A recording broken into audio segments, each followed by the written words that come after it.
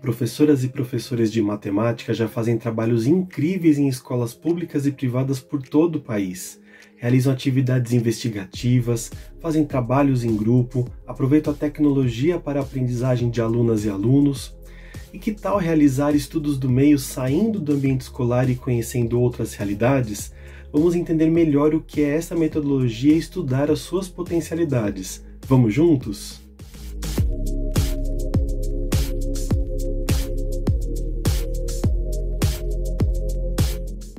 O meu nome é Hernani, eu sou professor de matemática na Escola de Aplicação da Faculdade de Educação da USP, aqui em São Paulo.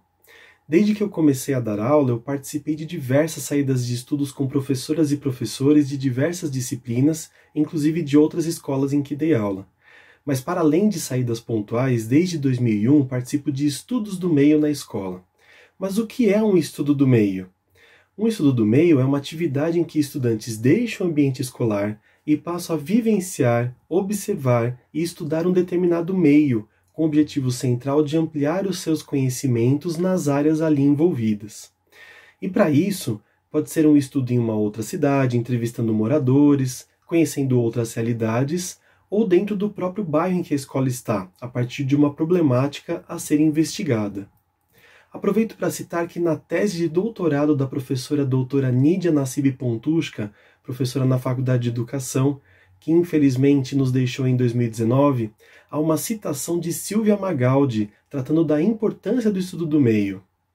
Ela diz: uma educação que se firma no desenvolvimento integral da personalidade do adolescente e simultaneamente numa vivência de valores reais, integrando-o no meio em que vive, deverá dar-lhe possibilidades de reconhecer este meio, pois somente assim ele poderá transformá-lo. Ou seja, a gente só pode transformar uma realidade se a gente realmente conhecer esta realidade.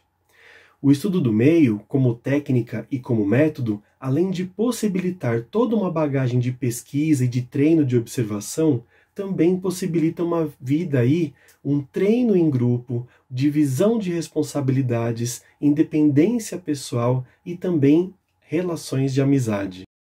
Eu gostaria de citar 2 exemplos de estudos do meio em que participei. Eu já fui para Cananéia, Ilha Comprida, no sul do estado de São Paulo. Ocorreu um trabalho interdisciplinar envolvendo matemática, história, geografia e ciência da natureza. Para além da região e de sua população, estudávamos na base do Instituto Oceanográfico da USP, diversos instrumentos de medidas, tais como pluviômetros e hidrógrafos. Investigávamos também a vida do cientista que trabalhava no litoral. Estudávamos também unidades de medidas relacionadas aos dados coletados e, especificamente, observávamos a grande quantidade de dados que eram coletados diariamente, em sua imensa maioria, números decimais. Um outro estudo do meio foi realizado aqui na cidade de São Paulo, estudando o centro histórico e outras regiões centrais.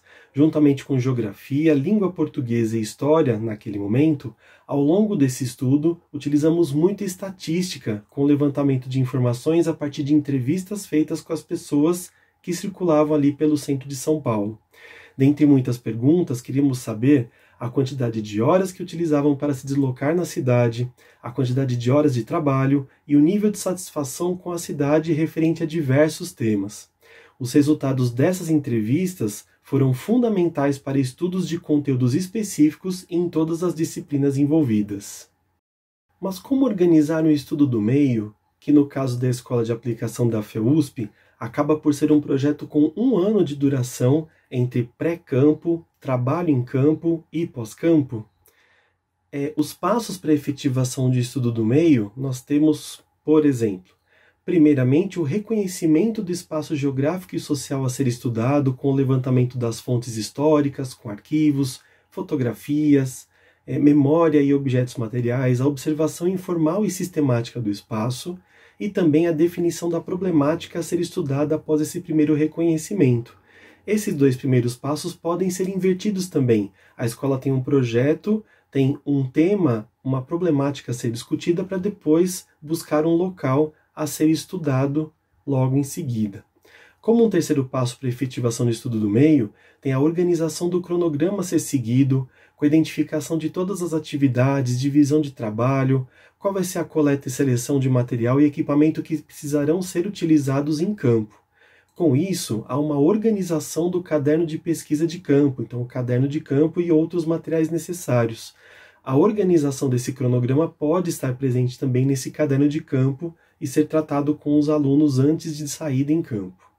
A pesquisa de campo propriamente dita, que pode durar um dia ou mais dias, pode ter pernoite ou não. Em seguida, a sistematização das informações para análise da problemática de estudo e abertura para outros eixos. Então, com o material coletado, a organização desse material e a discussão pós-campo, uma produção de material consequente desse estudo do meio e o retorno possível a ser dado à comunidade, que pode ser feito de diversas formas. Mas o que eu gostaria de detalhar um pouco mais para vocês é um estudo do meio que acontece no primeiro ano do ensino médio da escola de aplicação. Por muitos anos, a ênfase esteve em História e Geografia, e com isso nós visitávamos acampamentos e assentamentos do MST, do Movimento do Sem Terra.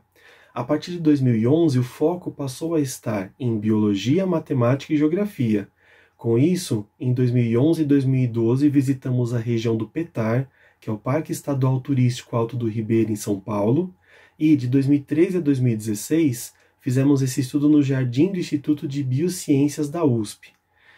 Esse estudo de meio tem como principal objetivo a vivência de metodologia de pesquisa científica, ou seja, os alunos precisavam elaborar perguntas em ecologia e desenvolver pesquisas no Instituto de Biociências para responder essas perguntas que eles levantassem.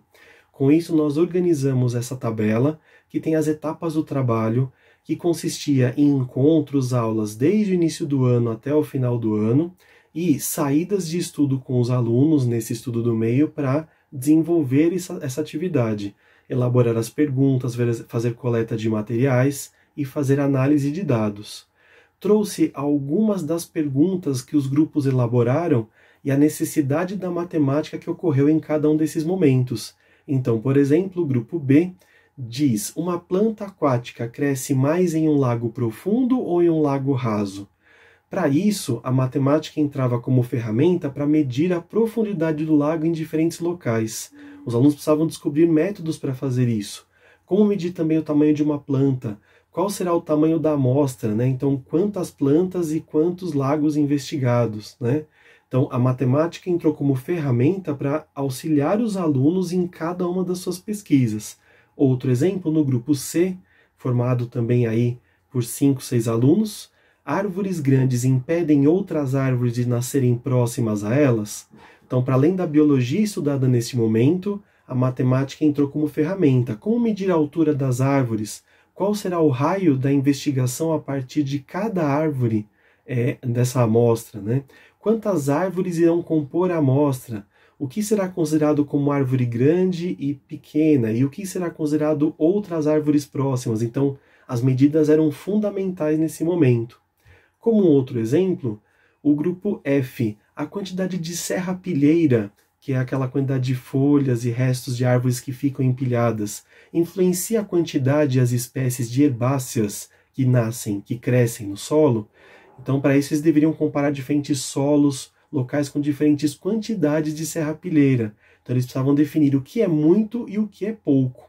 O grupo G também, por exemplo, a pergunta era: a inclinação do terreno influencia na biodiversidade de espécies de plantas herbáceas? Então, eles tinham que descobrir uma forma de medir a inclinação de terrenos. Ou seja, cada grupo tinha uma necessidade matemática diferente para poder resolver o seu problema em ecologia.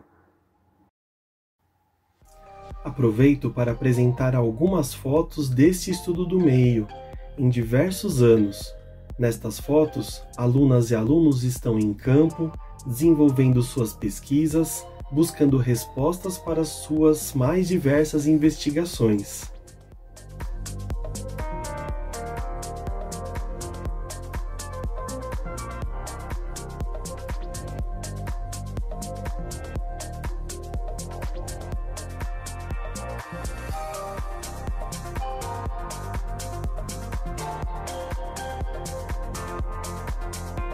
Apresento também algumas devolutivas dadas à comunidade escolar, interna e externa. Estudantes apresentaram pôsteres com os dados coletados e analisados. Em outro ano, fizeram uma revista de pesquisa científica. Em outro, relatórios contendo todo o procedimento desenvolvido no jardim do Instituto de Biociências da USP.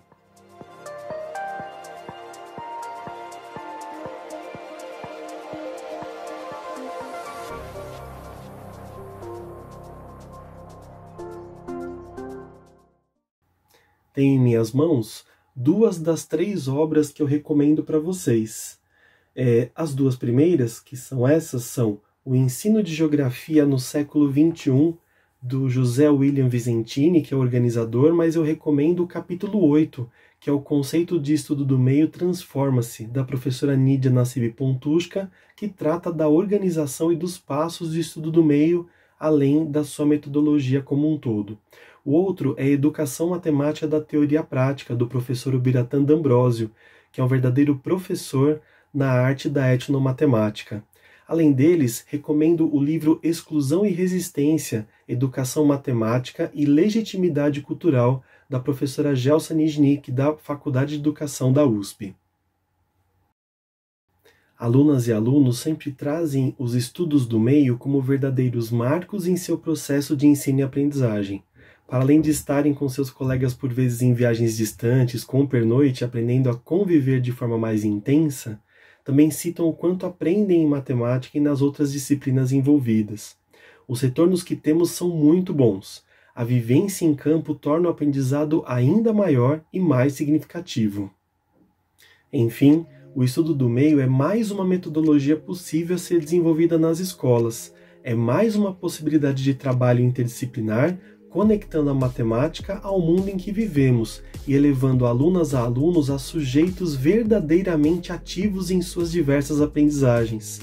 Espero ter contribuído com boas reflexões e que venham novas ações em sua escola. Até breve!